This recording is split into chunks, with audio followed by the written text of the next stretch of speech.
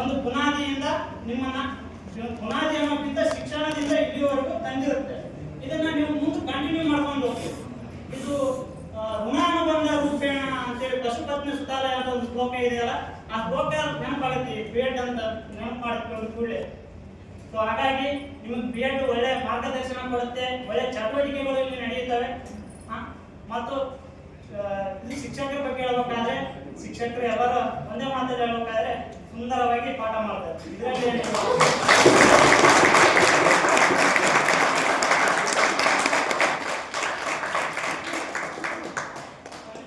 ಮತ್ತು ಇನ್ನೊಮ್ಮೆ ಹೇಳ್ಬೇಕಂದ್ರೆ ಈ BEd ಅನ್ನೋದು ಒಂದು ರೀತಿ ತಾಳ್ಮೆ ಪರೀಕ್ಷೆ ಇದ್ದಾಗೆ ನಮಗೆ.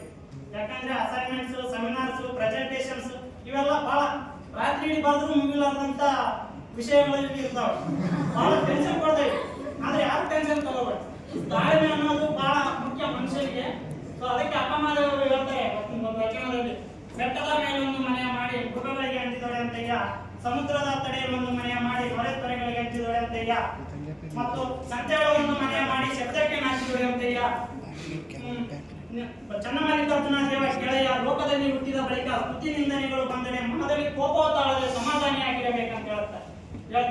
ಯಾಕೆ ಹೇಳಿದ್ರು ಸಮಾಧಾನಿಯಾಗಿರ್ಬೇಕಂದ್ರೆ ಈ BEd ಅನ್ನೋದು ಬಹಳ ನಮ್ಮ ತಾಳ್ಮೆ ಪರೀಕ್ಷೆ ಮಾಡುತ್ತೆ. ಒಂದೊಂದು ಟೈಮು ನಾವು ರೆಗ್ಯುಲರ್ ಕ್ಲಾಸಿಗೆ ಬಂದಿರ್ತೀವಿ, ರೆಗ್ಯುಲರ್ ಕ್ಲಾಸಿಗೆ ಬಂದ್ರು ಅಟೆಂಡೆನ್ಸ್ ಕಡಿಮೆ ಇರ್ತಾ ಅಂತ ಹೇಳ್ತಾರೆ. ಸೊ ಅವೆಲ್ಲ ತೆರಿಗೋಸ್ಕರ ಇಲ್ಲಿ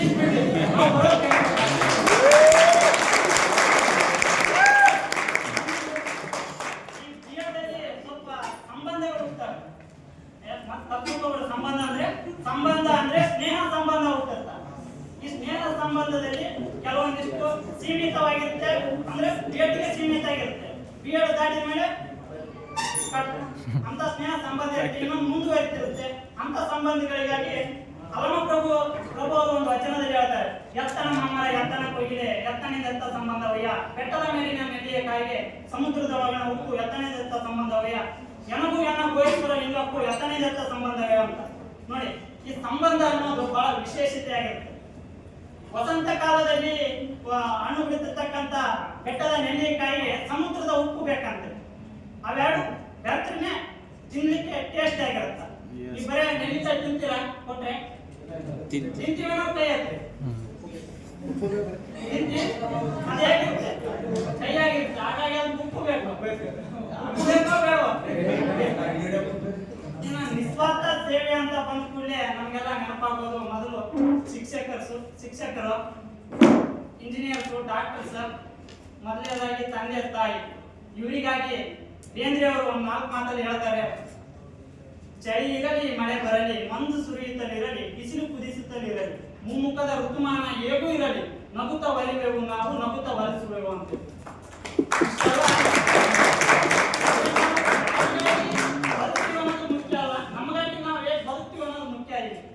ಇನ್ನೊಬ್ರು ಹೊಗಳಿಕೆ ತೆಗಳಿಕೆಯಿಂದ ನಮ್ಗ ಏನ್ ಫರಕ್ ಬೀಳಲ್ಲ.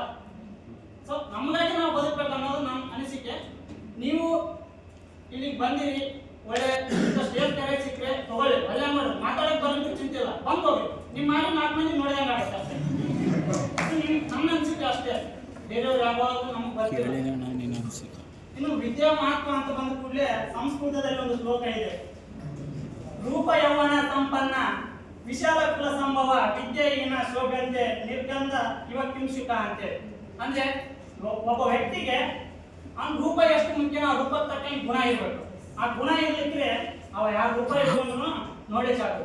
ಇಲ್ಲಿದ್ರೆ ರೂಪ ಇರ್ಲಿ ಗುಣ ಇರ್ಲಿಕ್ಕೆ ಬಂದ್ರೆ ಅವ್ನು ಯಾರು ನೋಡಲ್ಲ.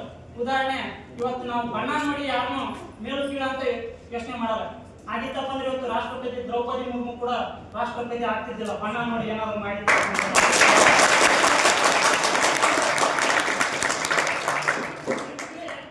ನಮ್ಗೆ ಈ ವಿದ್ಯೆ ಅನ್ನೋದು ಕೂಡ ಅಷ್ಟೇ ಮುಖ್ಯ. ವಿದ್ಯೆ ಇಲ್ಲದ ವ್ಯಕ್ತಿ ಸುಗಂಧವಿಲ್ಲದ ಹೂವಿದ್ದಂತೆ ಅಂತ ಹೇಳುತ್ತೆ ಈ ಶ್ಲೋಕ. ಸೊ ಹಾಗಾಗಿ ಎಲ್ಲರಿಗೂ ವಿದ್ಯೆ ಬಹಳ ಮುಖ್ಯ. ಇದು ಒಂದು ಒಬ್ಬ ವ್ಯಕ್ತಿಗೆ ಒಂದು ಅವಿಭಾಜ್ಯ ಅಂಗ ಅಂತ ಹೇಳಲಿಕ್ಕೆ ನನ್ನ ಪ್ರಕಾರ ಇಷ್ಟಪಡ್ತೀನಿ. ಮೊದಲೇ ಈಗ ಮತ್ತೊಮ್ಮೆ ವೇದಿಕೆ ಅಂತದ್ದು ಇಲ್ಲಿ ಬಂದು ಕೂಡಲೇ ನಾವು ಏನೋ ಮಾತಾಡ್ಬೇಕು ಅಂತ ಬಂದಿರ್ತೀವಿ.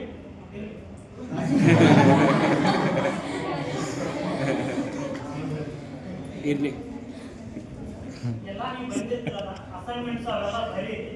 ಬರೆದು ಏನ್ ನಿಮ್ಗೆ ದೋಷ ಉಂಟಾಗುತ್ತೆ ಅದರಲ್ಲಿ ಪ್ರಿನ್ಸಿಪಾಲ್ ಇದ್ದಾರೆ, ಅವ್ರಿಗೆ ಕೇಳಿ ಅವ್ರು ನಿಮಗೆಲ್ಲ ಸಾಂತ್ವನ ಮಾಡಿ ಅದೆಲ್ಲ ಹಾಕಿ ಕೊಡ್ತಾರೆ.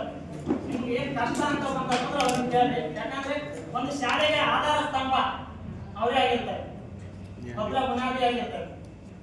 ನಾನು ಶಿಕ್ಷಕರ ಬಗ್ಗೆ ಹೇಳಿದ್ರೆ ಎಲ್ಲರೂ ಉತ್ತಮ ಕ್ವಾಲಿಟಿ ಶಿಕ್ಷಣವನ್ನ ಕೊಡ್ತಾರೆ. ಅದ್ರ ಬಗ್ಗೆ ಹೇಳಕ್ಕೆ ಬಹಳ ಹೆಮ್ಮೆ ಇದೆ. ನೋಡಿ, ಒಬ್ಬೊಬ್ರು ಡಿಗ್ರಿಯಲ್ಲಿ ಆಯ್ತು, ಸ್ಕೂಲಲ್ಲಿ ಆಯ್ತು, ನಿಮ್ ಸರಿಗೆ ಮಾರ್ಕ್ಸ್ ಹಾಕಕ್ಕ ಹೆಲ್ಪ್ ಮಾಡಿದವ್ರು ಎಷ್ಟು ಮಾಡಿರ್ತಾರೆ ಅಷ್ಟೇ ಇರುತ್ತೆ. ಪ್ರಾಂಪ್ಟ್ ಆಗಿ ಹೇಳ್ಬೇಕು. ಶಿಕ್ಷಣ ಅಂದ್ರೆ ನಿಮ್ ಟೀಚರ್ಸ್ ಹೆಲ್ಪ್ ಮಾಡಿದಾರ ನೀವು ಮಾರ್ಕ್ಸ್ ಹಾಕೋ ಮುಂದ್ಗಡೆ? ಇಲ್ಲ, ನಾನಂತೂ ಮಾಡಿದ್ದೀನಪ್ಪ. ನನ್ನ ಕೈಯಲ್ಲಿ ಆಪ್ಷನಲ್ ಕನ್ನಡ ಹಾಕಿದ್ದೀನಿ, ಡಿಗ್ರಿಯಲ್ಲಿ ಆಪ್ಷನಲ್ ಕನ್ನಡ ಇಂಟರ್ನಲ್ ಮಾರ್ಕ್ಸ್ ಹಾಕಿದ್ದೀನಿ. ಇವತ್ತು ಇಂಟರ್ನಲ್ ಮಾರ್ಕ್ಸ್ ಹಾಕಿದಂತ ಈ ಕೈ ಮುಂದೊಂದು ದಿನ ಮಕ್ಕಳ ಮಾರ್ಕ್ಸ್ ಹಾಕುವಂತ ಕೈ ಹಾಕ್ತಾರೆ.